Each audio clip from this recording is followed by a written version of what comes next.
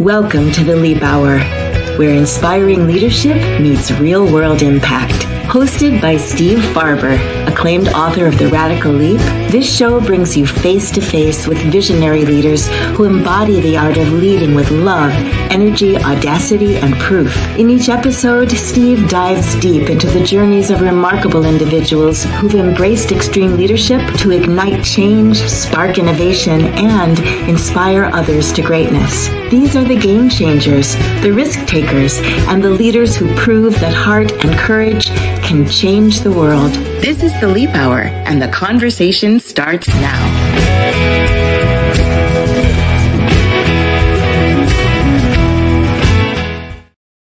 Hi, everybody. Welcome to another episode of the Leap Hour. I'm Steve Farber. Thank you for joining us today. So just a quick overview as to what this series is about if you're new to what we're doing here. My first book, The Radical Leap, came out 20 years ago. Came out in 2004. So we're approaching 21 years now as we move into 2025. Those are my advanced math skills at work, by the way.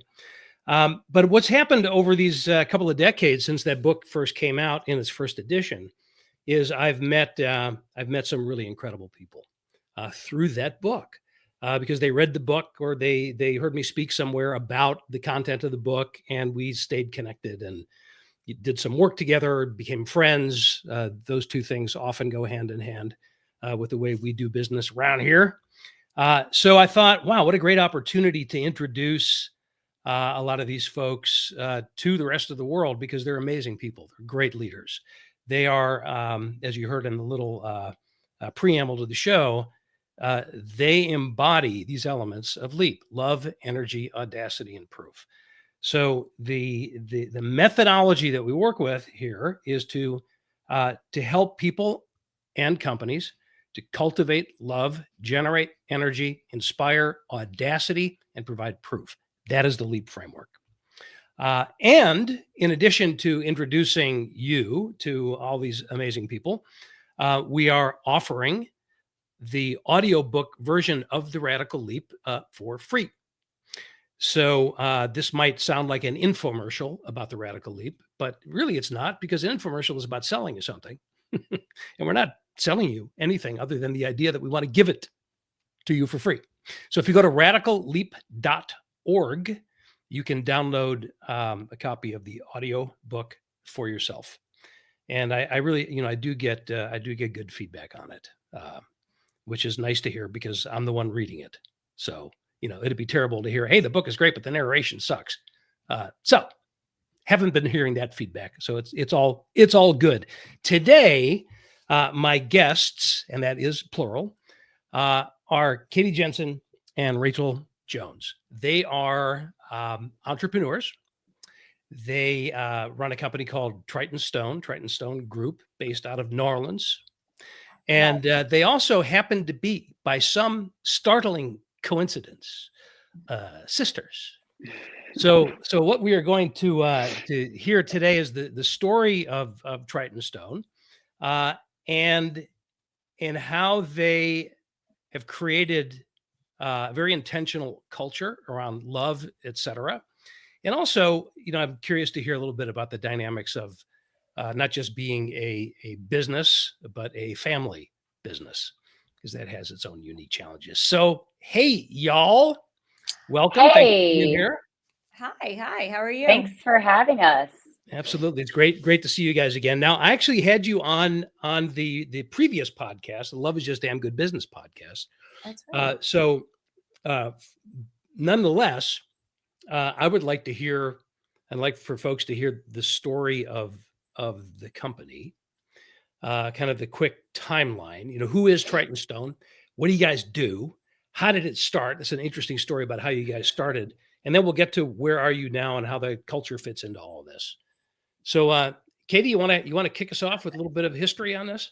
Yeah, a little history lesson on Triton. So Triton Stone, we're an importer and distributor of natural stone, sinks, tiles, and fabrication tools.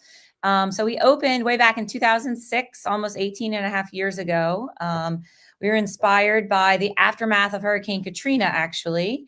So our family has a background in trucking and logistics. And my father has a trucking company in the city. We wanted to open something with our family to give back to the rebuilding of the city, really, and actually the entire Gulf Coast. So I had recently graduated from college and wanted to move home. So kind of got together, started with just 5 of us, and we opened up in New Orleans. And it was really like family and friends is how we started. And then we grew from there. I mean, And fast you were forward, so you were how old when the company kicked off? I was 22. 22. So And I was still in there. college. You Yeah, were I was still on in my college last. when it started. Yeah, I was in my last year of college when they started in August. So I didn't actually start until the year later.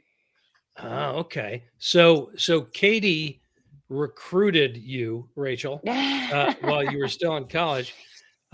So did you know from the beginning? So you said the Jensen family has had businesses, primarily the trucking business, in and around New Orleans for a long time. So when you started Triton, you started with the intention of it being populated by friends and family, right? Yeah, I mean, I guess so. I was like, hey, who wants to come sell stone? Right. And, you find like minded people who are, I always say, like too naive to think we could fail, right? Ready for a new venture, young. And we kind of got like neighbors, people from high school, played baseball with my brother, so it was a handful, a cousin. And I think it was just naivety, I guess, that led us through. But we worked really, really hard. And thankfully we were insulated in 2006, 7, 8, 9, right? Again, the Gulf Coast needed a total rebuild. So that kept us insulated from the housing market downturn in the rest of the country. And truly allowed us to have double-digit growth. I mean, for 9 years, we had opened 10 locations. We expanded into Mobile, into Texas. So we were just very blessed and continued to have like great team, worked really hard, and then they would train in New Orleans, and then we'd send them off to go run a location.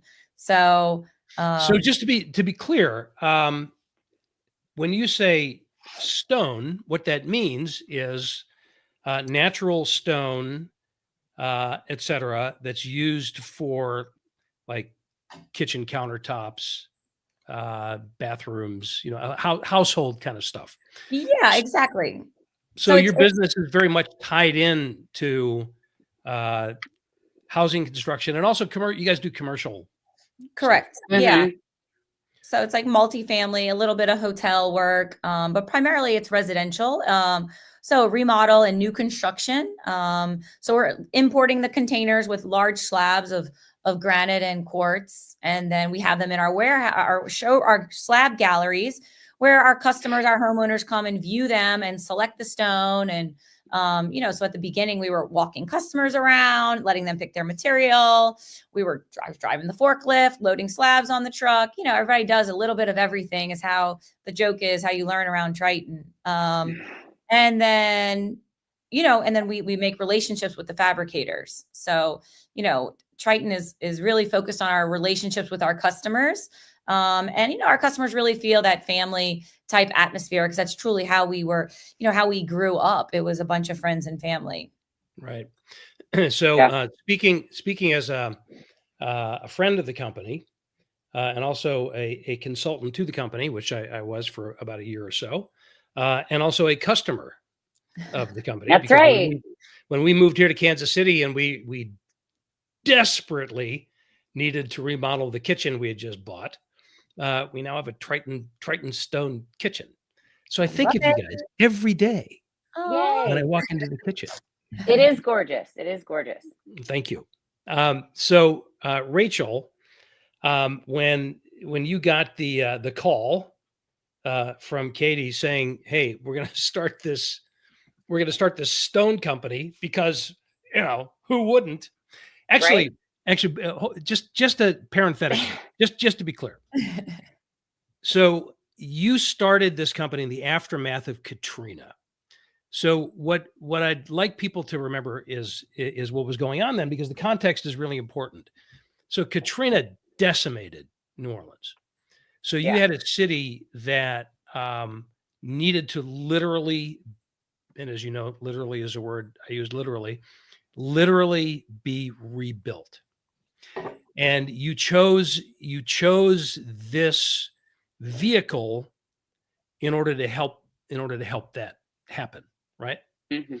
So when you got the call, Rachel, Mhm. about this new venture, what was your first thought?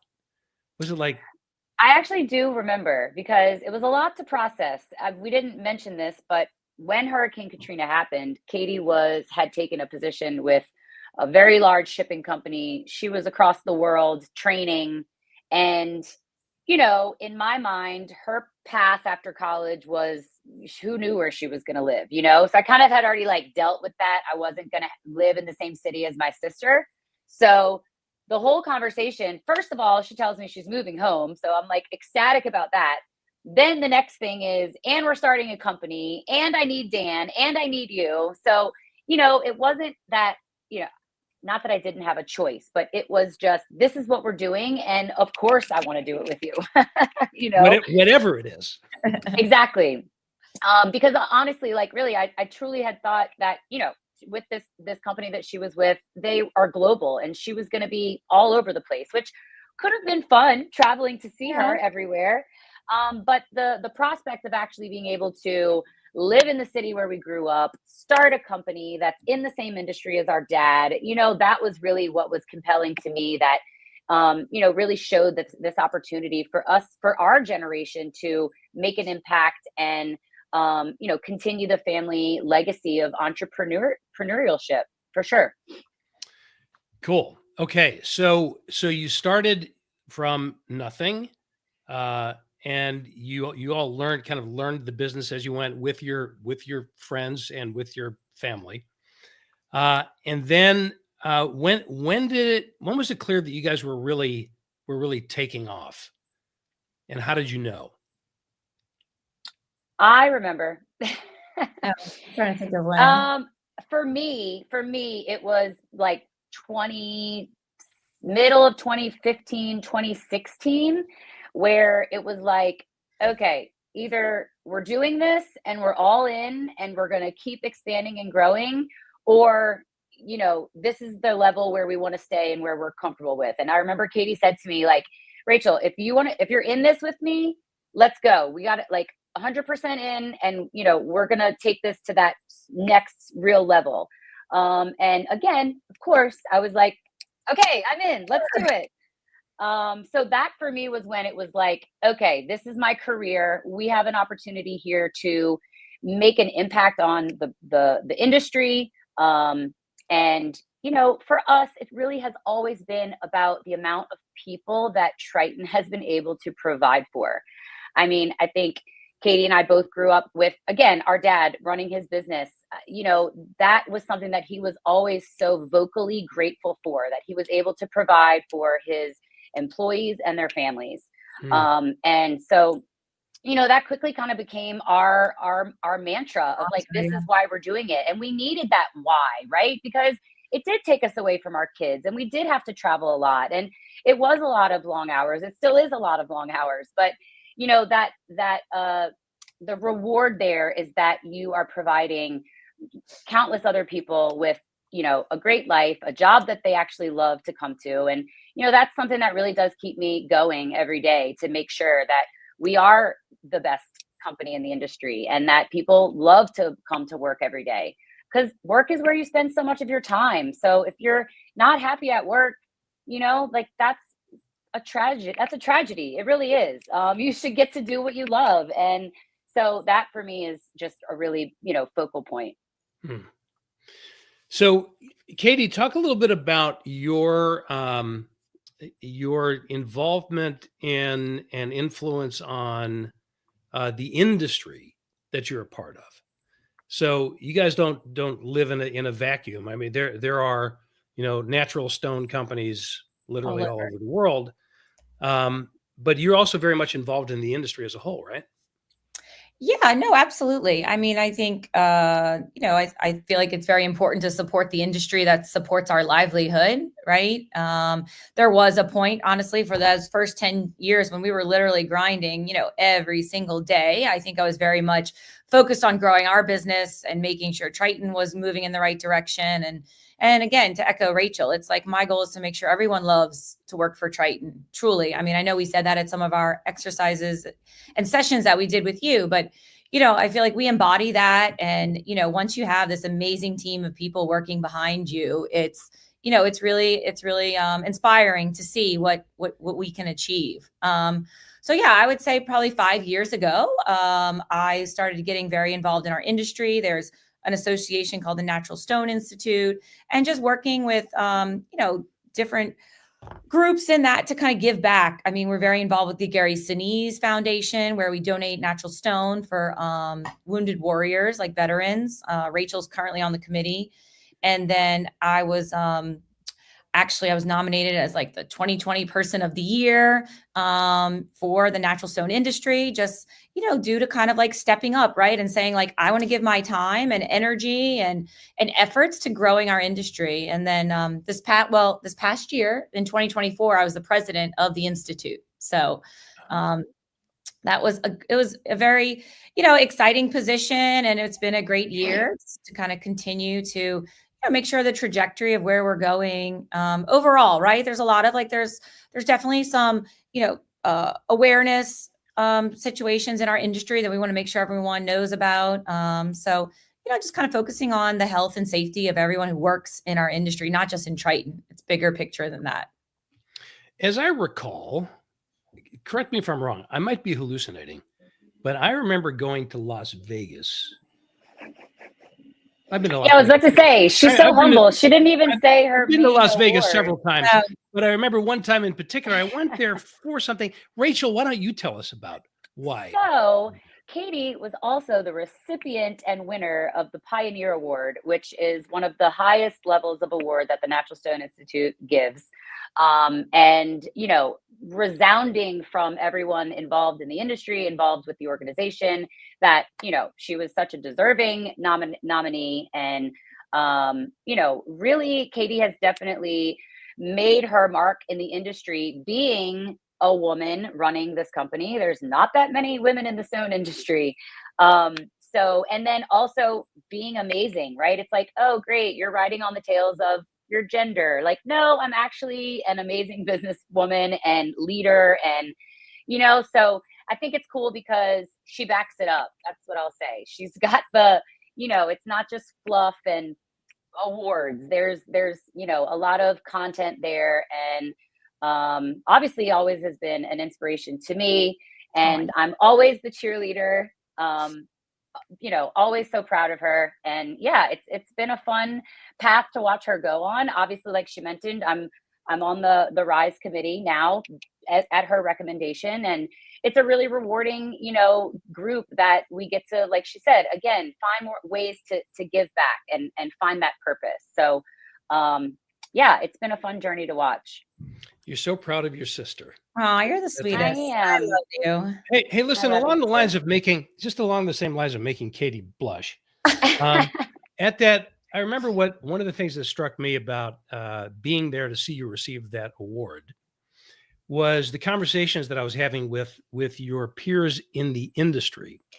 So people from outside of Triton Stone, but in the same industry, who have known you for a long time and watched your career, and to hear how they talked about you, Katie.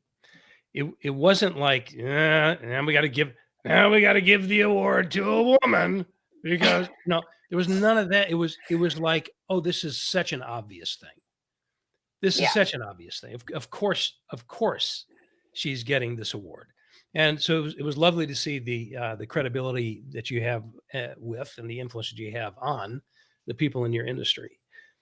Now, obviously, because I can speak from experience in having been at that award ceremony, one could infer that we had already met by that point.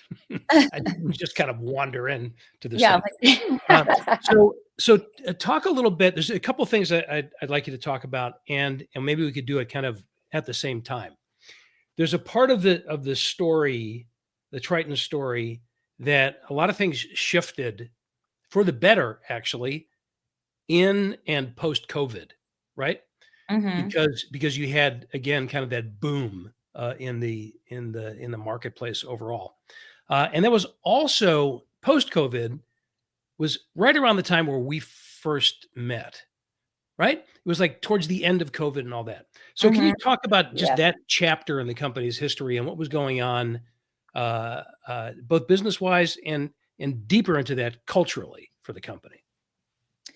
Yeah, so I mean, I think like, our current footprint is 32 locations across 18, 17 states. So, we've definitely expanded out and out. And I mean, we had gone through an acquisition in 2017. We acquired 5 locations. So we had kind of made a big jump there. And we kind of had a really like great synergy and team. And then we were about to go through another acquisition of 6 stores. That was our Midwest location. That was the beginning of 2022. So, we were about to add maybe 50 people to our team. And it was very much, in talking with Rachel, it's like, how are we going to, our people that know us, they love us, they want to work, they love Katie and Rachel. That's why they work so hard.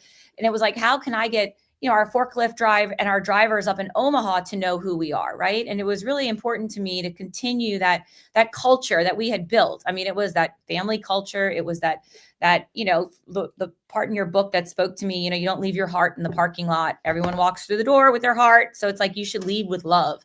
And around that same time, I think I read your book. And I was like, this is really what we need to kind of bring it all, together, and how important culture is, right? I mean, because at the end of the day, we truly are just a distributor. We're an importer and distributor of a commodity product. So how can we be different? And that's, the difference is that we have the most inspired team, right, in the industry that works and will run through a slab for us, right? So that's kind of, that was the impetus for us saying like, hey, how can we engage with Steve and his team to continue that culture throughout, our 300 plus employees at that point. Yeah. And I think too, being with it post COVID, there was definitely a sense of just general melancholy of the population. And we needed an anchor. We needed something to say like, this is what we're, focusing on. And yeah, Katie read the book and almost immediately distributed it to all of our top sales leaders and other leaders in the company.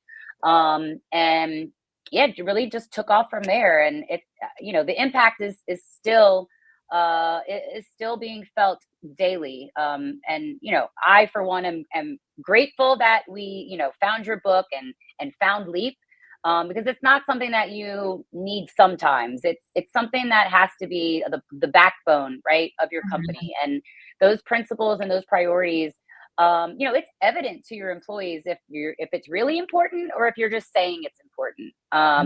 So, that's who we are at our root, though. We are authentic people.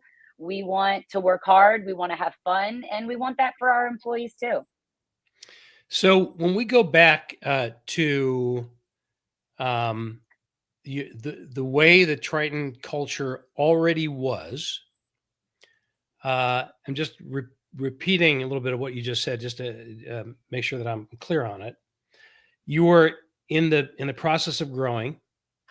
You already had a culture that you loved and it was working for you. So one thing was you wanted to make sure you didn't lose that culture as you expanded. And as you expanded through acquisition, you wanted people to be very clear on what they were coming into and what new expectations there might be for some of them. So the culture, as it were, already existed, but you needed a way to get more intentional about it, right? Because it was kind of just a natural outgrowth. Right. Correct me if I'm wrong. It was a natural outgrowth of the dynamic of having created a company not just a family, and you have a lot of family that works there, but also of friends, like you said, the people you guys grew up with as part of the company. So it was just kind of a natural thing that was there, but you had to get more intentional about it. Does that sound accurate? Yeah. Absolutely. Intentional, and then, have the ability to kind of like push it off to, or communicate it out, right? To all those who maybe don't have the chance to, work in New Orleans and meet me and Rachel. So a lot of entrepreneurs, when they start a company, I'm going to say even most entrepreneurs, when they start a company, they don't think about culture at all.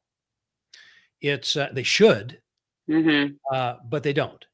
Because most entrepreneurs, particularly young entrepreneurs, I think, like you guys, I almost said like you guys were. I mean, you still are, just to be clear. But you We're were getting like, older, Steve. It's kind of depressing. Yeah, we're all getting older. I've noticed that. I've noticed that. I know it's not just me, but as I look around, everybody around me is getting older too. It's just amazing. So weird. Yeah, it is. It's very weird. I've got 3 years to go to 70. I don't know. I don't Like know a how to spring process that. chicken. Come on. I know. Spring chicken. I know. I look at my friends who are, and I have, obviously more and more friends who are in their 70s, in their early 70s, mid 70s, late 70s, some of them tipping over into the 80-year mark, and I look at them and it's like, it's constant inspiration, because it's like getting a glimpse into the future. Right. Because on the one hand, we're going, shit, I'm going to be 70 in 3 years. And then I look at some of these people and go, oh, that's what 70 looks like. That's what 75 looks like. That's cool. That's great. But in any case, young entrepreneurs don't typically think about culture, because they got a product they want to sell. There's a mark that they want to make in the world. They want to make money, et cetera, et cetera. I get it. It's all important. But they don't often think about what are the dynamics that I want to create between the people that work here. What should the experience be like for them? So for you guys, you also didn't really do that from the beginning, right? I mean, did you start out, Katie? Did you start out saying, honestly now, did you start out saying, I want to create a people-oriented culture in this company? No, I don't think so at all. I mean, I think organically we achieve that, right? Just by, I think being intentional, taking care of things, doing what you say you're going to do. I mean, these were all like byproducts of like who we already were. And I mean, I think that's why your book really spoke to me, because I'm like, this is us. Like, we do this. We love our team. We work our butts off. We do what we say we're going to do. So everything in your book really spoke to me. Like, this actually conceptualizes and puts down everything that we've been doing, and how all our team acts. So that was a great framework for us to be able to kind of push it out to the new people joining our team, for them to see that. But no, I wasn't like, I want to make a great team. I was like, I want to sell a lot of stone, right? I think you lead by example, and my team sees how hard, I worked back then and work now. And, that continues to be the backbone of who we are. Yeah. So the, this idea about creating an experience that people will love working in. I mean, to me, it should be obvious that we want to create an experience that our customers love, right? Whether the customer is a literal, homeowner, or the customer / partner is a fabricator, which is the people that shape and install the stone and all that, for the uninitiated who are listening and don't understand the terminology. I had to learn it. Yeah. Through direct experience. But so that should be obvious, that we want to create an experience that customers love.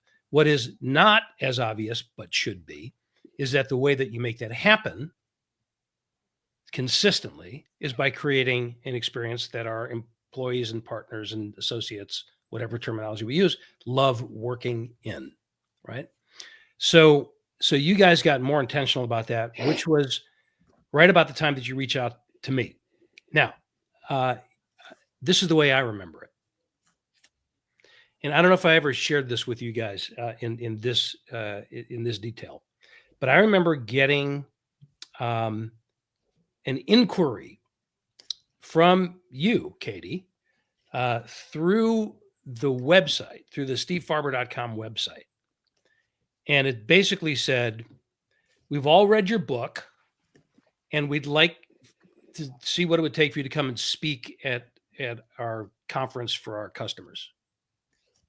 Mm-hmm. So, of course, what I did was I looked at your website and I watched a little video that you had that told the story of the company.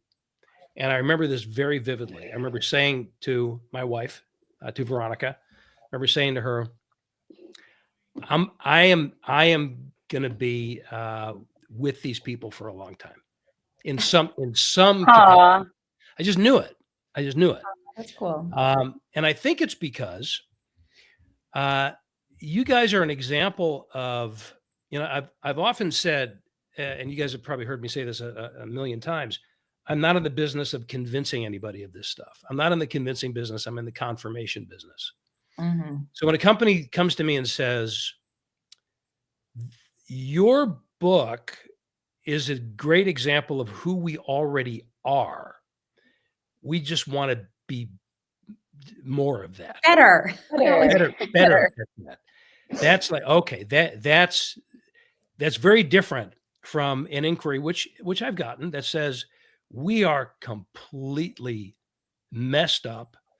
We have a company that is populated at the highest ranks by a collection of assholes, and we need you to come in and fix this place. My response to that is, sure. Listen, if you want to pay me to come in and give it a try, sure, but it ain't going to work. Yeah. And so you guys, very clearly, I just saw it. And then the first experience that I had with you is I came and I spoke at your event with your customers. So tell me a little bit about the, tell us, I already know the answer to this, but talk to us a little bit about the Triton tradition that you guys do every year with your customers. Right, you tell them. Oh, okay, sure. Yeah. So, well, it obviously, like all things Triton, it happened organically. It really started out as a crawfish boil that we used to hold in the spring in New Orleans, and it was a customer appreciation crawfish boil. And I guess for anyone watching that doesn't know what that is, you basically boil crawfish and all the fixings, sausage, corn. It's a, pretty typical Louisiana tradition. And yeah, it was a time of camaraderie and, just really expressing our gratitude for our customers. And then as we grew and expanded, we realized that we really couldn't duplicate the crawfish boil at every store. Obviously crawfish aren't native to all of our locations. So wait a minute, you started out doing it at each location? Well, we tried. There was like a few years where the closer stores would have crawfish boils for their customers. Baton Rouge, San Antonio, we would ship them crawfish a few years. We did that. Yeah.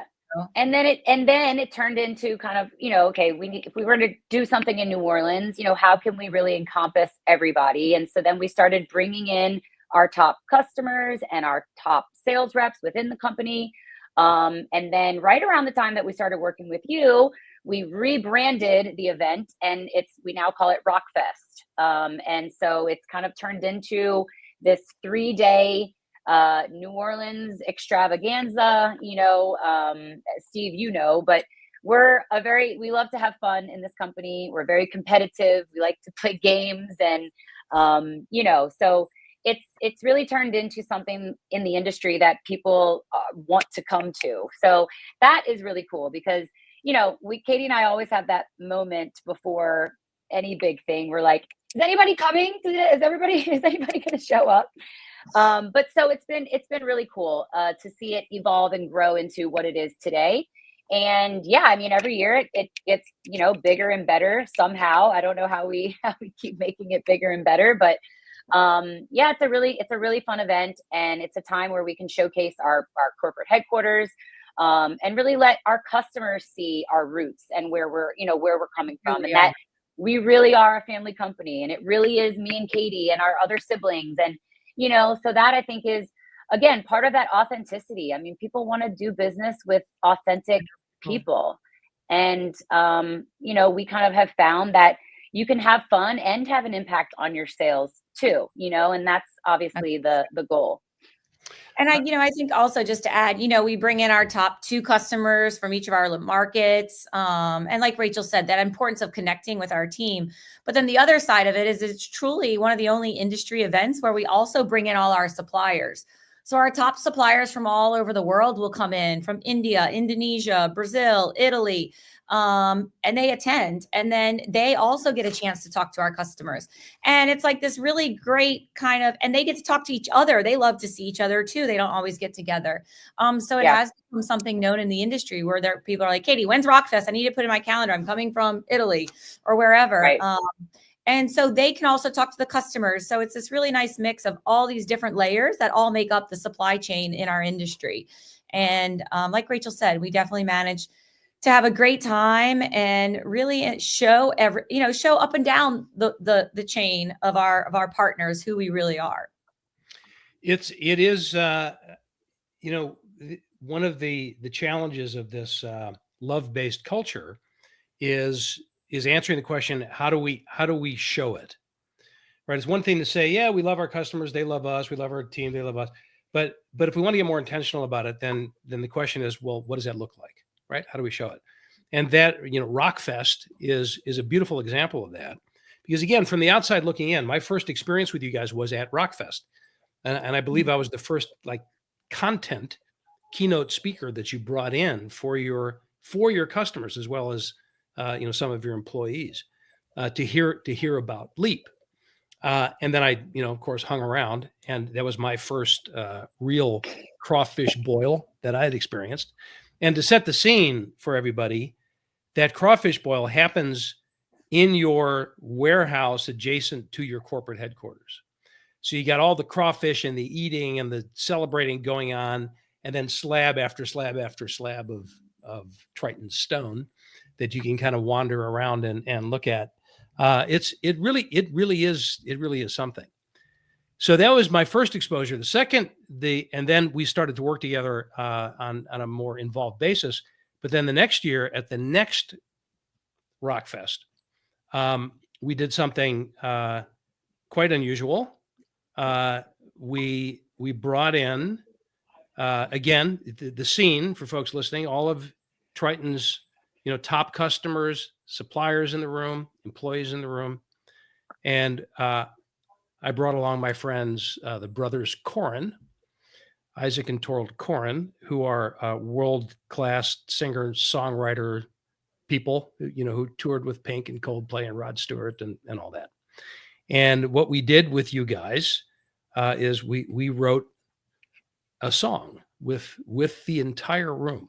So again, the scene is all of you guys, your customers, top customers, your suppliers, all saying, how do we capture our collective story in song? Mm-hmm. And you guys, we facilitated it, but you guys wrote a really damn good song. And I thought, wouldn't it be fun just to hear just a couple of bars of that? So this is for folks listening. This is the song created all together with how many people were in the room? 150 or so, would you say? Yeah, probably. Yep, creating this song, it came to be known as "We Are All Triton Stone." We are fire, we are rock and roll, we are family, we are all Triton Stone. We are all Triton Stone. It was so great. It was. I was like amazing. Yeah, it's a damn good song. And what's so interesting about that to me, and the reason I wanted to play that, obviously that was the studio version of it. But everybody wrote it, we sang it live, and it was all about how we are Triton. And it wasn't just Triton employees writing that song. That's the thing that really struck me about that, because we didn't start it out by saying, let's write a Triton theme song. Right. That way. So what that says to me is the people in that room, the suppliers in that room, the customers in that room felt like they are part of Triton Stone. They are part of the family, not in some other category. Yep. Yeah. Yeah. No, it's true. No, it's something special. It really is. It's truly, I think it's just, I mean, I think when you step back sometimes, like, right, we're like, you're like in it and you're like, of course you have to do all these things, but then you kind of step back a bit and you realize like the relationships that we've been able to create, the partnerships that we have, both with our suppliers and our customers. It's really special. I mean, it's the only thing we know. So it's like, that's normal. But sometimes when you step outside of that box a bit, and you get some hints of this actually isn't normal. It's not normal that you have such great relationships with your vendors, talking to some other industry or consultant, finance people, and same on the customer side, the fact that we can rely on them and they rely on us. So it really is a testament, I believe. I mean, I know, like, right, to our team who wants to do, the right thing for their customers and for Triton. So it's special. So I don't want to give people the wrong impression. It's not that, all you got to do is incorporate love, energy, audacity, and proof into the way that you do business. And then everything will always be roses and hearts and flowers and sugar canes. And because, what's the technical term? Shit happens. So tell me a little bit about the Triton story in recent times, because I know the housing market ain't what it used to be. And there have been some economic pressures on your industry. So what have the implications been for Triton, and how have you, how are you sailing through that? Yeah. I mean, another way to summarize it, we talked about it our past meeting. It's like, how do you motivate a team of winners who aren't winning? Right. Rachel said, we're very highly competitive. We've never, ever had a year where we've not beat the prior year, right? Whether it's through internal growth or acquisitions. So, 2023 was definitely a year, like you mentioned, the economy changed drastically, right? Interest rates started skyrocketing, housing pulled back. So there's a lot of changes in the past 2 years, in 23 and 24. And we obviously had to pivot. I mean, it wasn't just, like you said, all a bunch of roses. We had to pivot and realize that the market was here and now it's here. And that's also fine, right? But then you have to adjust on other things. So we had to readjust the size of our team, right? We had to we were doing less, so we had to downsize in that capacity as well, and just kind of get back to basics. So it's been, I think it was a trying last probably 18 months, but I think the testament is the fact that we've gotten through it is because the strength of our culture and what we had laid the groundwork in the first, 15 years. And then the last, 3 years of really, really intentionally inspiring our team, has gone such a long way to getting us through that. Right. I mean, no one can think every year you're going to grow. We did for 16 years, but, these last 2 years have been, it ain't bad. It ain't bad. It ain't bad. But, I think it's shown us that, we have the right team to get through those moments, and be able to say, look, we have to pivot. We have to adjust.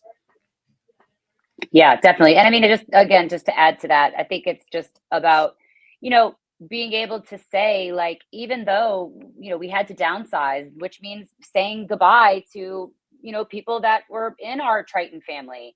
But, this is where I think the audacity, part and the proof part comes in, because as leaders, you have to have that autonomy to say, assess the situation. And if you need to do triage, you need to do triage, right? You got to save the horse.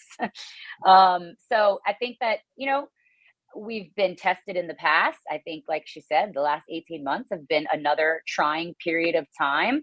But, I always echo my dad, and he always says this, you welcome downtimes. You have to, because in downtimes come opportunity, and, things present themselves that wouldn't present themselves, before.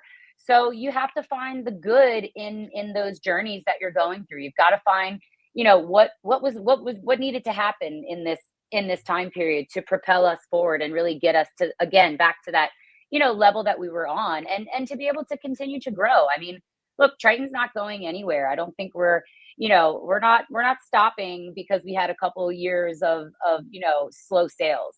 And I think that that's truly, again, a testament to our dedication to, the company and the people.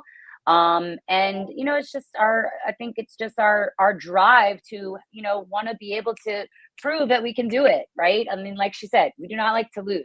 So this is a blip on our radar, and I think with anything, there's a pendulum that swings, and you got to ride the ride. And it's the way you handle yourself when you're on those, downturns that really are able to show what you can do when things are on the up and up. Yeah, you guys are bringing out a really, really important point, because I think there's, for a lot of people, when they first start thinking about and considering, building a love-based culture, there's a misinterpretation that goes along with it in many cases, which is, well, if we want love to be the predominant characteristic here, that means we've got to make everybody happy all the time, and we've got to take care of everybody's individual needs, whether or not they're a fit for the company, and it's that kind of sweet, overly sweet interpretation, and it's just not the case. I mean, love is a very challenging thing, and it's a messy process. We know that in our personal lives. It's also true at work, and sometimes love of the company smacks up against love of an individual person.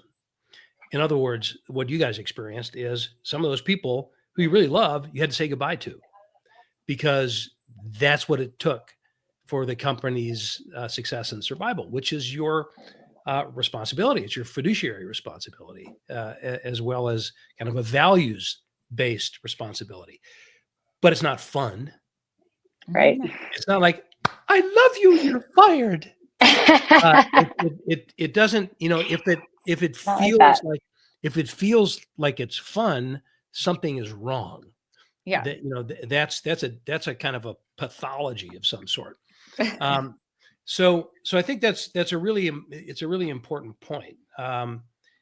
And I imagine there were times that kept you guys up at night when you were having to make those decisions. Indeed. Absolutely. Countless nights. But you know what? Anytime I can't sleep is when I get a lot of praying in. So something's gotta get you to your knees, That's right. True. That's right. As it making good use of your time, as it were. That's right. Okay. So you've given us this cool timeline, starting at the very inception of the company, through the initial growth, through COVID and that other expansion, and then the last couple of years of challenge. Now you know where I'm going with this, right? Now looking ahead to the future, we've done a lot of work in the past about vision. And I remember when we were working on your vision of the company, we were, and the output was beautiful. I mean, you guys created this really compelling picture of the future for Triton, and you created that during the heyday, the recent heyday. So, what does it look like now for you? So, as you look ahead, and I'd love for each of you to answer this from your own perspective. As you look ahead to the future of Triton, what are you intending to create? So, not asking you what you're predicting. Right. I'm asking you what you're intending to create. I mean, thinking back to our vision of what we imagined and articulated right to our team, I really don't feel like it's much different, to be honest. I mean, I continue want to grow Triton. I mean, grow or die, our dad also says. But to continue to have growth, to take more market share, to inspire our team, and give them the tools they need to be successful. That's that's kind of where, my vision is. And with those successful tools, we are going to continue to grow, because we've put in the time and effort up and down, in our industry, right? Where our suppliers want to work with us, our customers want to work with us. So, the future is very optimistic. It's exciting. And I think there's lots of opportunities for our team. We're continuing to evolve and grow. Not once have we said like, okay, that's good enough, right? It's always like, what can we do better? What makes us more efficient? How can we do X, Y, and Z? So I think it's a constant burn, to continue to improve. That is really like the definition. I mean, this year it was a lot about resilience. It was a lot about, we have a new FITFO, was figure it, the freak out. You know me, Steve. It wasn't freak either. It wasn't freak. Yes. But execution and growth, right? That's what we needed to get back to. So it was a lot about getting back to our roots. Let's make it happen. And how do we continue to grow? So Rachel, from the chief marketing officer perspective, what story about Triton do you want the world to know? What's the story that you're telling? What do you want us to know about the company now and into the future? I mean, I think that, Triton's brand has always been, centered around us being a family, very oriented company. And my desire and intent is to, continue to make sure that is continually weaved throughout our branding and, what we put out there. And then I've said it 3 or 4 times already, but authenticity is so important to me and to Triton and to our brand. And, that's kind of where I have a lot of my focus is, making sure that, Triton Stone is a household name, but also that it's deeper than that. It's more than that. Right.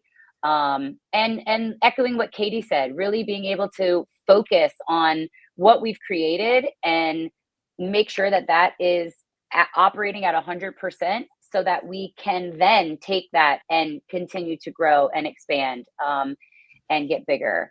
That's still kind of where, my vision is as well.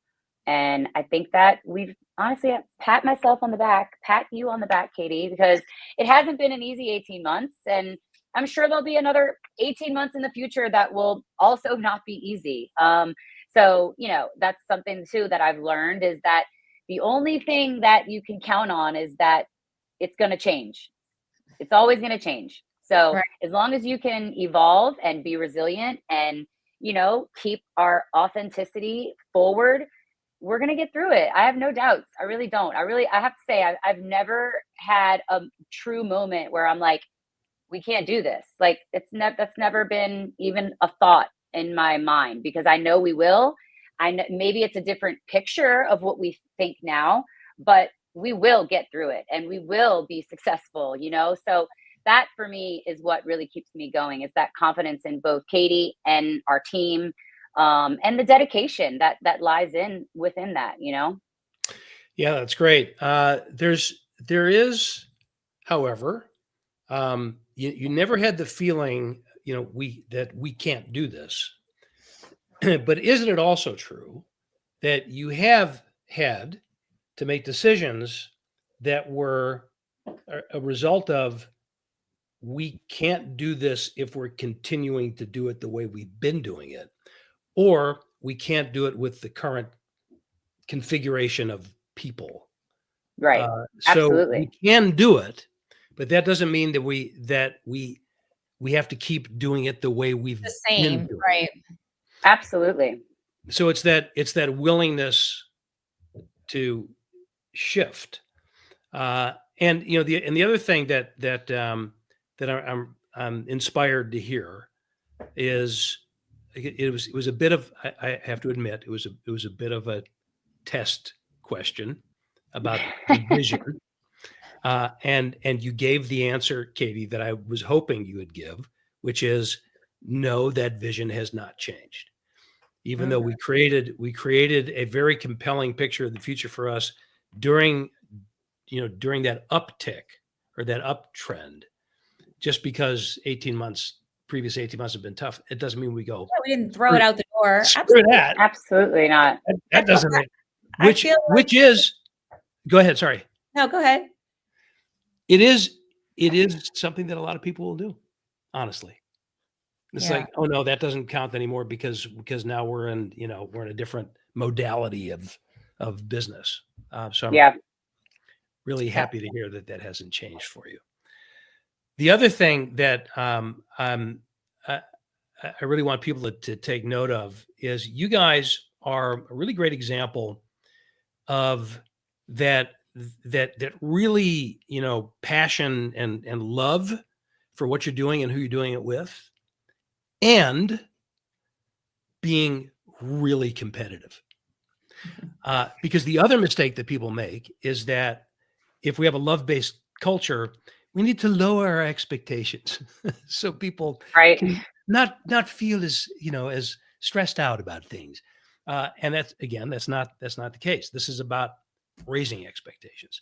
If people really love what they're doing and who they're doing it with, our standards go up, and our sense of accountability goes up, and our willingness to and even desire to hold ourselves and other people accountable to those standards goes up.